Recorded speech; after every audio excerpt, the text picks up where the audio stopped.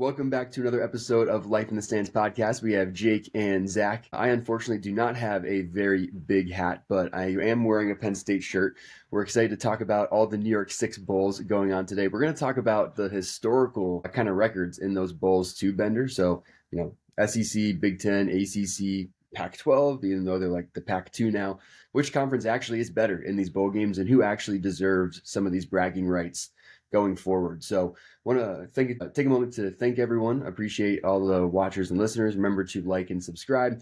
Drop us a comment down below which conference you think is the best in these big bowl games. And with that, Bender, we'll pull up kind of the first graphic here. We're just going to look at the conference records in these New York Six bowl games. The SEC, far and away, I know we're not going to like hearing this as Big Ten fans, but they have over a 60% winning percentage in these big games. The next closest team is at 51%. And it's the Pac-12 at 25 and 24. The SEC is 43 and 25 in these New York Six Bowls. So you just look at overall record in the big games, it seems like the SEC really does have some bragging rights that they can point to. But let's be real, a lot of that was Alabama. Georgia. And then Georgia. Like there's definitely different eras of talking points when you're talking about SEC and Big Ten, because whether or not I like it, Ohio State also had their run with a bunch of different quarterbacks, different guys. And Tressel and Urban Meyer both. Yes. Yeah. So there's definitely some legendary conversations we can have. But my most intriguing thing at this moment, yes, we can look at the history, but now that we got all these other teams that joined the Big Ten, especially Oregon this year specifically, the Big Ten might actually catch up to the SEC because we're still going to be just as dominant. SEC is going to knock each other off. And then so is the Big Ten team. So, it is what it is. But you see how many Big Ten and SEC teams there are in the playoffs this year. So it's going to continue to be those two conferences. And I don't really see much of a change. But I think, if anything, Big Ten will catch up. Yeah, it was surprising to see the Big Ten at 27 and 34 in these big games. That's definitely a worse record than I thought. But like you said, I feel like some of the best teams out of the Pac-12 are the ones that joined the Big Ten. And even if you look at a team like Washington, for example, that didn't have a great year this year, but their record in big games has been pretty decent over the course of history. So Oregon obviously makes a really big deal with them joining the Big Ten. But I think one thing that's interesting to think about here, though, too, is you did have kind of those eras of coaches, like you mentioned. So you had the Saban era. You obviously had the top tier coaches at Ohio State. You had Joe Paterno for a while at Penn State and actually won some things at Penn State. That hasn't happened in a long time, though. But with these New York Six bowl games, Bender, moving forward with the conference realignment, and I will make one side comment as well. Notre Dame is 3-8. They have a worse record than the group of 5 teams in these games. So every time someone says Notre Dame is good in big games, I'm just going to disregard their opinion entirely. Put them in a damn conference, please, and watch them get screwed. Notre Dame needs to be in a conference. But moving forward, now this conference realignment happens, do you think the Big Ten has a chance to not only catch up, but actually surpass the winning percentage of the SEC? Or do you think the SEC is going to continue to just run it? I think we're too far behind to actually catch it, but I think we can make it close, and it's going to take maybe decades to get to that point. Right. And you don't know what the future eras are going to look like. Is it going to be the ACC eventually? Yeah. I don't know. Nobody knows. There's so much stuff going on with NIL deals that you don't know where anybody's going to play. You don't know where the top guys want to play anymore, because it's not just Bama. It's not just Ohio State. It's not just Clemson, because Clemson was there for a while. It's not just those normal teams. They're going to jump around to the Colorados of the world with NIL deals. Yeah, yeah. And I think, something I didn't realize is that each New York Six bowl game is actually really heavily geared towards a certain conference. So the Rose Bowl, the Big Ten has the most wins in the Rose Bowl at 34. The SEC has the most wins in the Sugar Bowl, the Cotton Bowl, and the Peach Bowl, actually. So when you mentioned decades of it's going to take decades potentially for the Big Ten to catch up in winning percentage, does that mean the SEC does have the bragging rights? Does that mean that they should be looking around and saying, yeah, you know what, we're better than any other conference out there, and the committee in college football playoffs should be giving us special treatment in those 12 teams? Do they have a point? And as we say that, we're watching Alabama get absolutely smacked by Michigan. Yes, sir. But do they have a point? Does the SEC have a point based on that decades long track record? No, because I feel like you have to go year by year. It's a different team almost every year because guys are going to the pros, at least. Now it's the transfer portal. So now you're adding different elements to what you're talking about because you're not playing against, I don't know, like one year you go from Jalen Hurts, next year you go to Bryce Young, like then you're going to Milrow, and then like you get what I'm saying? So like there's different guys and I hear you, different yeah. we got a scheme for. I hear you. Even you mentioning though, like those guys are going to the pros. It's like, yeah, out of the SEC. And like the second most probably from the Big Ten for sure. I'm gonna say calm down. The Thank you. second most from the Big Ten. But after looking at this data, being a Big Ten fan, I do feel like historically speaking, they do have a point. Like the SEC does have something to look at. Now, moving forward, though, I think if you look back 5 years from now, after the conference realignment, I think it will be much more even. So moving forward, because of where those teams have shaken out, I could see it being much more even moving forward. But up to this point, I think there's a legitimate argument. I agree, but then you also have to again look at the eras and look at which Yeah. teams are doing what. Because like, okay, you want to talk about Harbaugh with Michigan, right? Like that's when we started winning, like for real. Ohio State was winning before that with some guys. Ohio State hasn't beaten Michigan in a long time. Yeah, I'll take my win for the season. Thank you. I'm going to point that out because Penn State has also not won against Ohio State or Michigan for the last little bit. So, it's, yeah, we're I just wish going we to played say this year. I wish we played this year. But no, like if you look at SEC and Big Ten, it's really Alabama and Georgia versus Ohio State and Michigan. that. And maybe you can throw random teams in there because Penn State ran the Rose Bowl for a long time, and Right. like the smaller bowls Yeah. that you The want to call them Paterno now. era. The Yeah. Paterno era for sure. So again, era. You said era, right? So like you got to think about who was around during what time, and that's where I don't know if there's really any leverage. I feel like you got to break it down further than just the conferences. Yeah. Yeah.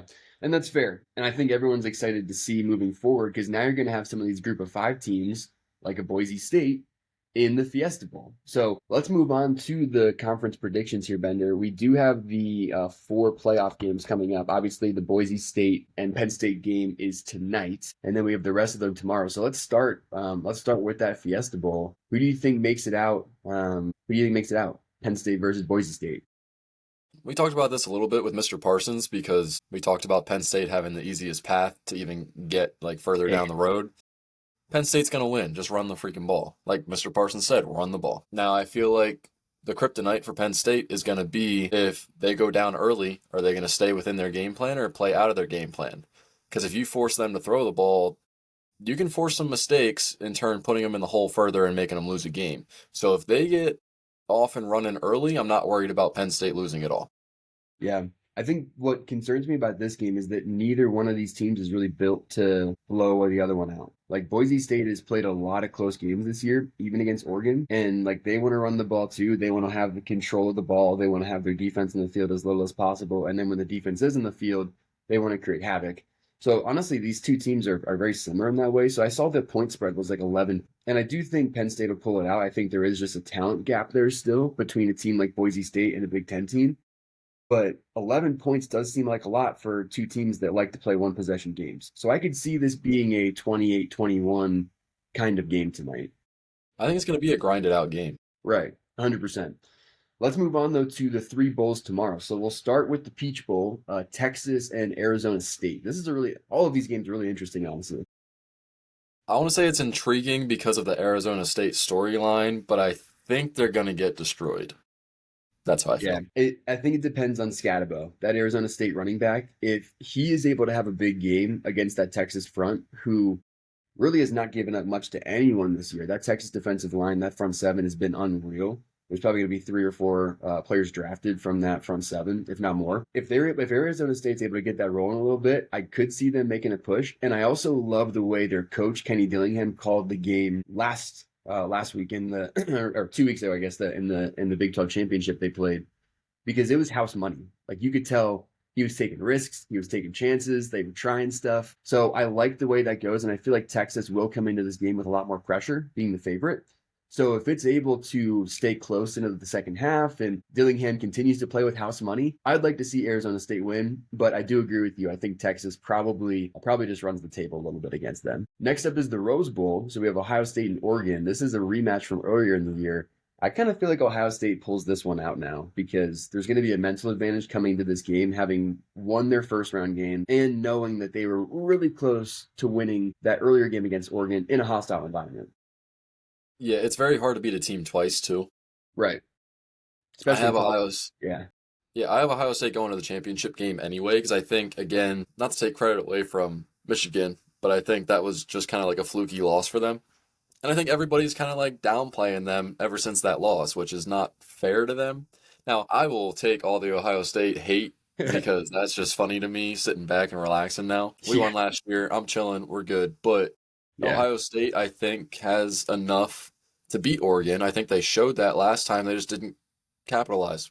Yeah. I think, yeah, Michigan fans have enough to brag about for a while at this point, a little bit. Like, I feel like you have 5 or 10 years where it's like, we're here, shut up. So that's entirely fair. But like you said, too, it's really hard to beat a team twice. I mean, NFL teams play three other of their division opponents twice a year. And no matter how good or bad those divisional opponents are, you see a lot of those series just get split 1-1 because it's hard to beat a team twice. Even more so in college football, where the mental game is so strong. And college kids, honestly, I mean, they just don't have quite as much of that figured out yet, right? So Ohio State, I think, would come in like gangbusters. But Dan Lanning, I mean, he knows how to get his troops all wound up too. So it'll be a close game still, but I think Ohio State pulls it out. And then the last game of the night, the Sugar Bowl, we got Notre Dame and Georgia. We just shared that Notre Dame is 3-8. They have the worst record in New York Six Bowls. They are technically their own conference because they're not in a conference, but they have the worst winning percentage, the worst record in these big games. I feel like Georgia goes in and smacks them. Can I ask you though, do you really think Georgia has just as good of a chance without Carson Beck? Sometimes I feel like they have a better chance because the game plan will change. I think part of the reason Beck struggled this year is because a lot was being put on his plate. I feel like they're going to come out, they're going to run the ball, they're going to be super physical. I think they're going to overpower Notre Dame exactly like Alabama did the one time they matched up in the national championship. If you watch that game back, Alabama really didn't throw the ball a whole lot. Like they just ran all over them. And that was when Manti Te'o and that historic Notre Dame defense was there. And it just didn't matter. So I feel like with Beck out, the game plan will actually favor Georgia a little bit more. They're going to slow it down. They're going to beat Notre Dame to a pulp. Yeah, that's I like all the points that you made. It made me kind of second guess the next round potentially with it would be Penn State versus Georgia. Right. I'm still picking Georgia because I don't believe in Notre Dame still to this day. I don't care. Yeah. Really don't. So Georgia's going to win and then end up playing Penn State, and we can get into that a different day. But let me see what Penn State looks like tonight. Let me see what Georgia or tomorrow night, and let me see Yeah. what Georgia looks like as well. Right. Momentum will be a big thing now in these playoff rounds for sure. But we do want to mention to everyone as well, it's a little bit of a special week. Obviously, this is going to be posted today on New Year's Eve. All the New Year's Bowls are tomorrow. Tomorrow is actually the 2-year anniversary of the podcast. So we did record a special in-person episode that we're excited to share with everyone. We broke down, Bender, what did we break down in that episode? Now I'm It drawing was it. the what ifs in the NBA and Right. a lot of who's the next face of the NBA and what's the best way to rebuild teams. Yeah, so really interesting episode there. We talked about, what if Melo was drafted by the Pistons? What if he became the third member of the Big Heat? What if Derrick Rose was never injured? What if Chris Paul actually was traded to the Lakers? A lot of interesting stuff, conversations in that one. So make sure to check that episode out tomorrow. And with that, it's been another episode of Life in the Stands. Hope everyone enjoys the New York Six Bowls this year, the college football playoffs. Hopefully Michigan does pull it out against Alabama so the Big Ten continue to better their record in these big games compared to the SEC. Remember to like and subscribe, drop us a comment what you'd like to hear next, and we'll see you on the next episode.